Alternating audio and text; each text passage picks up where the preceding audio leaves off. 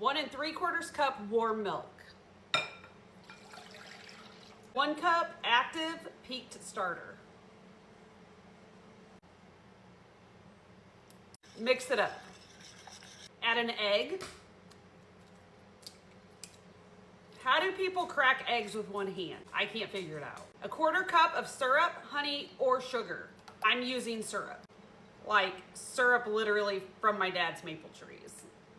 He cans this syrup. It's delicious. Mix it up. Add 5 cups of flour. I'm using all-purpose. You can use bread flour if that's what you have. 2, 3, 4, 5. And 1 teaspoon of salt. Now give it a good mix. And just keep mixing. I'm gonna go ahead and use my hands. You wanna make sure you get everything well incorporated. Once you get everything well incorporated and there's no dry flour, you're gonna cover it up and you're gonna let it sit for 1 hour, and we're gonna do 4 rounds of stretch and folds.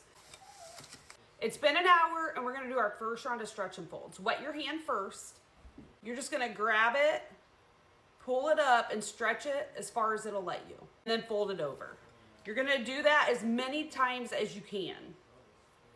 Normally it's somewhere between like 4 and 8 times.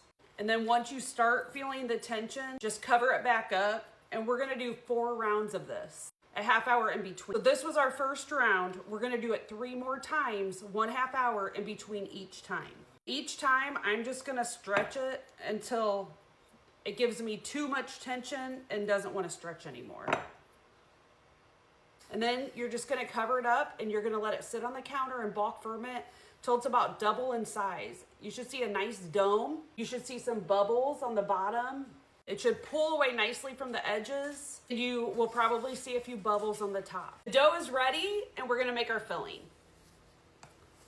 You need a 1/2 cup or 1 stick of butter softened. I forgot to sit mine out, so I just microwaved it for a little bit just to soften it some.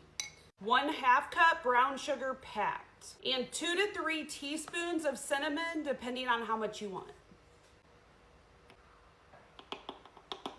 I'm gonna do about 2.5.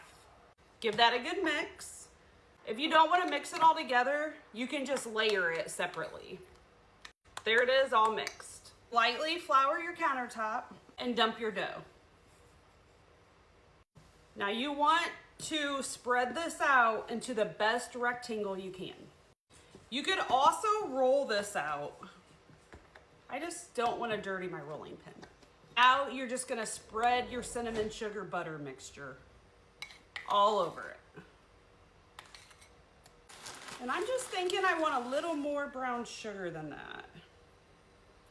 So I'm gonna sprinkle just a little more on the top and a little more cinnamon.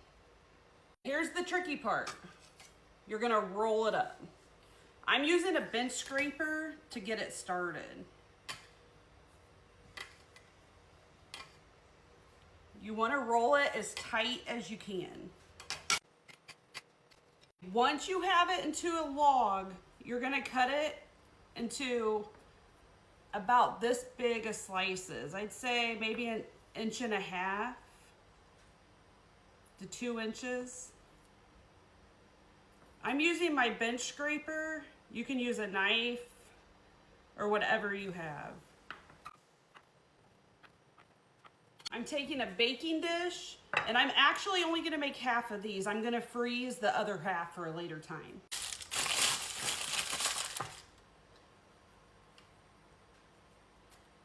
Gonna lay them in your pan.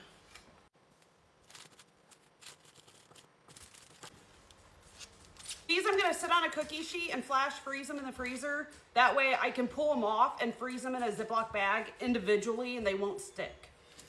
I have never frozen before and tried it, so I'm trying this. I'm thinking it should work just fine. Before you go to cook them, you'll just pull them out, let them come to room temperature, and let them sit for a couple hours to rise.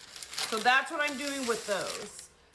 The 6 I'm baking, I'm gonna cover them up and put them in the fridge overnight. If you wanted to bake them the same day, let them rise for an hour or 2, and then you can go ahead and finish the process. But I'm gonna stick mine in the fridge overnight because I want these in the morning.